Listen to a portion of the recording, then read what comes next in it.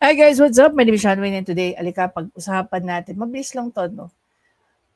Habang patulog na ako, nagpapantok na ako actually guys. Napadaan sa FYP ko itong video ni Sir Marvin.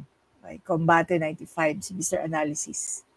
So sabi nga niya rito sa caption niya, napahiya na naman si Senator Raffy sa legal advice ng NAPOLCOM. Then magaling talagang magtanong. Magaling talaga si Senator Raffy sa pagtatanong. Okay. Even before we get into this, no, basahin natin yung comment dito. Sabi niya ng isang mic Satam, tama si Tulfo, pag warrant of arrest lang ang dala ng polis tapos tumago ang huhulihin, hindi nila pwedeng alugugin yung bahay kasi walang search warrant sa pato.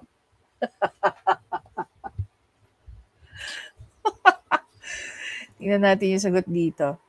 Hindi kailangan ng search warrant pag person ang hinahanap. Paano kung tumago yung tao tapos walang search warrant na dala? Yung mga pulis, di bawal din sila maghalugog. Buti na lang may isang Marskidi. May sumagot. Paano kung palipat-lipat ng bahay para ka lang naglalaro, sabihin na may-ari ng bahay, andito yung hulihin nyo kaso wala kayong search warrant, bawal. Nag-give up na si kuya eh. Paano pag nagtatago hindi na pwedeng hulihin? Ayan, halugugin yung tao para malaman kung saan nagtatago. Hindi yan ang pinagtutukulan ng search warrant. Search warrant is ang paghahalughog ng specific na bagay. Hindi lahat pwedeng kunin o halugugin. Exactly. So, dun sa mga search warrant, guys, kailangan very specific kung saan nakalagay at ano yung hinahanap mo. Okay? So, hindi lang siya. At saka ang search warrant, may time frame lang yan. Hindi gaya ng warrant of arrest. Hanggat hindi ka nahuhuli, okay, may nakabinbin na warrant of arrest. Anyhow. So, dito nga, okay, ako, personally, wala akong problema, regardless kung sino yan, wala akong pakialam si Tulfo pa yan. Wala po akong problema sa mga taong hindi nila alam yung mga bagay-bagay, pero nagtatanong ng maayos. Pero dito sa manner ni Raffy Tulfo, dito ako buisit na buisit sa mga ganitong klaseng sistema. Panorin natin. Difference ng warrant of arrest sa search warrant. Define the difference. Sir, anong difference ng warrant of arrest sa search warrant? Define the difference.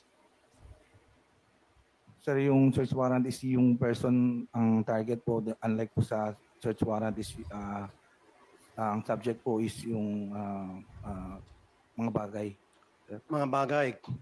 So, di ba, para ikaw ay makapag-serve ng warrant of arrest sa isang tao na nasa loob ng bahay, kailangan mo din ng search warrant. Yes or ito yung part na ito yung part na mabubuisit kayo. Pakinggan nyo mabuti ha. Hindi ko alam kung okay ba yung ko. No. No sir, actually pwede po namin i-serve yung warrant of arrest. Ano man po ang location niya at nasaan man po siya. So, sandali, nasaan dito yung NAPOLCOM? NAPOLCOM, makinig kayo sir ha.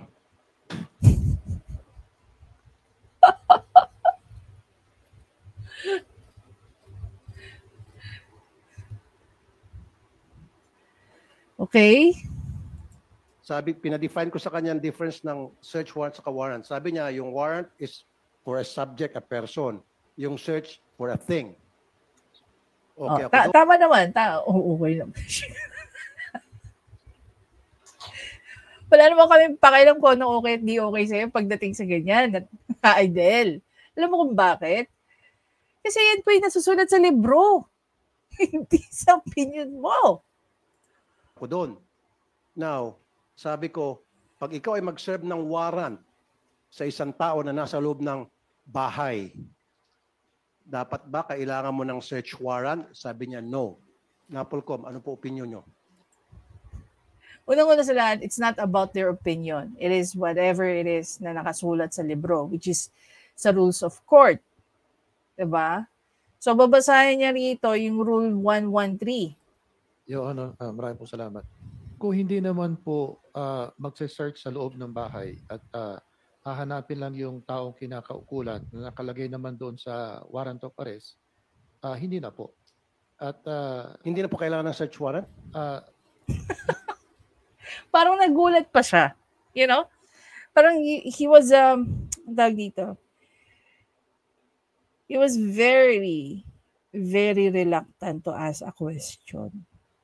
And then, nung hindi favorable para sa kanya, because he will gonna sound dumb and stupid, biglang ganun yung tono ng pananalita niya, tono ng pagtatanong niya. Tapos, pakinggan niyo kung ano pa yung sinabi niya. hindi na po kailangan pansamantala na wala naman pong hanapin sa loob. Yung warrant of arrest lang po ng taong kinakaukulan. So, ibig sabihin, anybody can enter the house of anybody kung sa tingin nila nandoon yung kanilang target. That is very dangerous, Attorney Bernardo. So, No, that's not dangerous. It's not dangerous. Diba?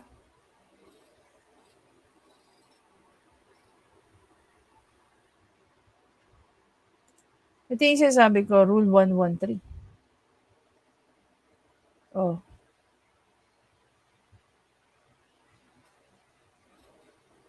No violence or unnecessary force shall be used in making an arrest. The person arrested shall not be subject to a greater restraint than necessary for his detention.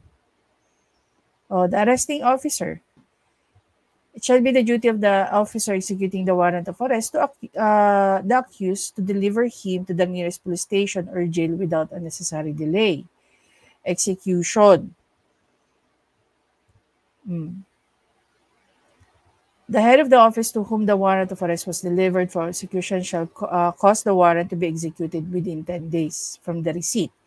Within 10 days after the expiration of the period, the officer to whom it was assigned for execution shall make a report to the judge who issued the warrant. In case of his failure to execute the warrant, he shall state the reason thereof. Diba? Arrest without warrant, then lawful. So this is a different story. An arrest may be made on any day at any time of the day or night. Methods of arrest by officer by virtue of warrant. Methods of arrest by officer without warrant. Methods of arrest by private person. Officer may summon assistance. Right of officer to break in. Ito na yung sinasabi nung ito na yung binabasa nung taga-Napolcom. Balikan natin si Sir.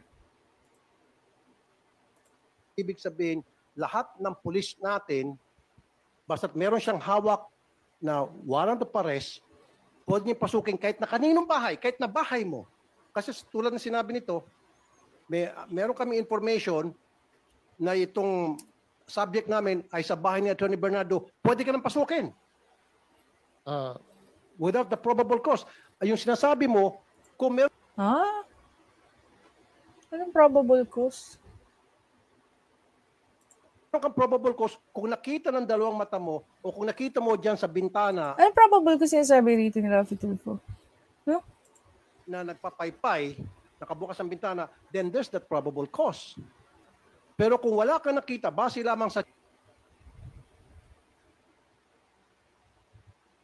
Okay, anong mga pinagsasabi niya rito? Sorry Hindi kaya natatawa sa kanya yung mga police plus si Bato de la Rosa katabi niya at saka yung lawyer. Sa mga pinagsasabi rito ni Idol. Chismis na sabi ng asset, nandyan yung subject, kailan mo ng search warrant naman siguro, Attorney, sir?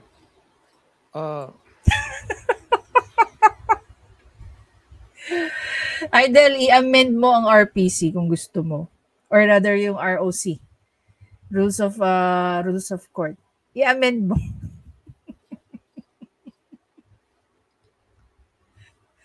Mas matanda pa sa'yo yung mga rules na nandiyan. Diba? Kung concerned ka sa safety ng mga tao. Diba? If I may quote, Your Honor, please. Yes, sir. Narito po sa Section 11 ng Rule 113. Ito yung sasabi niya. An officer, in order to make an arrest, either by virtue of warrant or without a warrant as provided in Section 5, may break into a building or enclosure where the person to be arrested is or reasonably believed to be. If he is refused admittance thereto, after announcing his authority and purpose. Okay? Right to break out from building or enclosure. Whenever an officer has entered the building or enclosure in accordance with the preceding section, he may break out therefrom when necessary to liberate himself. Okay? So, ito yung sinasabi ni lawyer. Right of officer to break into building or enclosure. An officer, in order to make an arrest, either by virtue of a warrant or without a warrant, as provided in Section 5, may break into any building or enclosure where the person to be arrested is. Sir, anong difference ng See the point? Ako, ulitin ko, I have no problem with people with, limited knowledge. Kasi may proper way na pagtatanong. Just in case you don't know how just in case you don't know the subject. It is much better to humble yourself na magtanong ka ng maayos rather than to be an arrogant like Raffy Tulfo here dito sa video na yan. Tapos, dahil nga hindi mali yung sinasabi niya, siya pa ngayon yung magbibigay ng ganyang commentary. 'Di ba? Imagine mo kung gaano karaming, hindi lang po pulis ang gumagamit ng ROC. Karamihan dyan, lahat ng tatrabaho sa korte. Even the paralegal themselves, they know kung ano ang kinocontain ng isang ROC. And you cannot change that only because it's not favorable to you. 'Di ba? Tingnan mo yung sinasabi ng mga tao dito. Sabi ni Red Simple, warrant of arrest lang meron sila. Tapos nag-search of warrant din sila na masaklap doon niya. Well, unfortunately, may ganyan nangyayari, di ba? Pwede yung pasukin yan basta may warrant of arrest. Kasi tao naman ang hinahanap, hindi naman masyadong naiintindihan. Okay. Sabi ni Olive dito, Tulfo left the earth. Galing-galingan kasi. Silent Pro, basahin niya muna ang Rule 113. Again, paulit-ulit na natin itong sinasabi, dapat kay Raffy Tulfo, tuwing umaharap siya dyan sa mga tao, bubuksan niya yung bibig niya, may legal team siya, may legis team siya. Bakit hindi niya magawang magtanong dito sa mga taong to? Who knows better? Para nag-guide siya at hindi siya nagmumukhang tanga dyan sa ginagawa niya. On the top of it, maliban sa nagmumukha na siyang tanga, napaka-arrogante pa niya. Diba? Oh. Sabi dito, Raffy is the new Trililing. Sabi ni Love You. Hindi nakita sa loob ng bahay pero may nakapagsabi na nasa loob yung target person. Ngayon, warrant of arrest lang meron sila. Pwede ba silang mag-search? Recovery nga ng tao ang arrest warrant. Diba? Hindi gamit. Ang search warrant, gamit ang hinahanap. Pero yung warrant of arrest, tao. Diyos ko, sa lakad ba naman ng tao, imposible hindi mo makita yun. Pero syempre, kasi may mga lugar na halos yung, what do you call that? Yung pagitan ng ceiling at saka ng bubong, halos isang tao ang tangkad. Sabi ni Marlon Nolasco rito, what is the difference of katapangan at kaalaman? Sabi ni Nevermind, Senators Legislative, meaning tawag gawa ng batas. Tapos, difference lang ng nag-search sa kawarat, di alam. Pinas maging mabusisi tayo sa pag-vote. Nakatulong naman, bakit ba? May advisor kaya itong senator na to? Yeah. Meron yan. Lahat po na nasa legis, no? Papasenador yan o HOR yan, meron po silang legis team. Ang legis team po nila is mga abogado. Because they know better. Diba? Hindi pwede magpresidente baka pag may warrant of arrest, any location ang subject is pwede. Kahit sa bahay, pwede mong arestuin even without the search warrant. Yes. Saan dapit na pahiya? Pinapaklear lang naman niya sa napol ko mo. Tanga rin tong isang to. Ano naman ang tawag pag may pinatay sa labas ng bahay? Depende kung anong napatay. Exactly. Tali na rin, no? Ano no, guys? Bigla lang ako napabangon just to do this commentary video. Ulit-ulitin na natin, nakakapagod na. Rafi Tulfo, i-utilize mo ang legis team mo. I-utilize mo mga lawyers mo. Hindi lang sa pagsasampa ng kaso sa mga tao na gusto mong kasuhan. Gamitin mo yung galing din nila para kahit papano hindi ka nagmumukhang tanga dyan sa harap ng mga tao na akala mo mas magaling ka. 'Di ba? Paulit-ulit na namin sinasabi sa yan. Gamitin mo at pakinggan mo ang mga legis team mo. Pakinggan mo at gamitin mo ang mga lawyers mo. Hindi lang sa pagsasampa ng mga kaso, pero pati sa pagbabalangkas ng mga batas. At huwag mong babaguhin kung anong mga nakasulat na. 'Di ba? Well-established na pong mga rules yan. Hindi ka naging senador para baloktutin yung mga yan. 'Di ba? Anyway guys, again, maraming salamat sa panonood. Please don't forget to subscribe, like, and comment nyo na rin.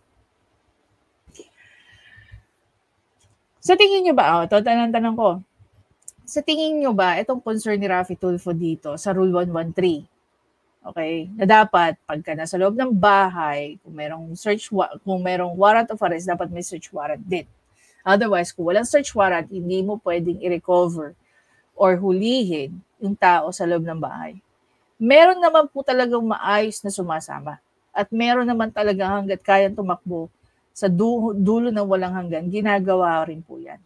Kaya nga ang warrant of arrest is merong, ang tawag dito, kaya ang warrant of arrest po, no, hindi po siya time-bound gaya ng search warrant. Ang search warrant within 10 days lang, kailangan ma-serve mo yan. While with warrant of arrest, as long as meron kang nakabinbin na warrant of arrest, ano yan?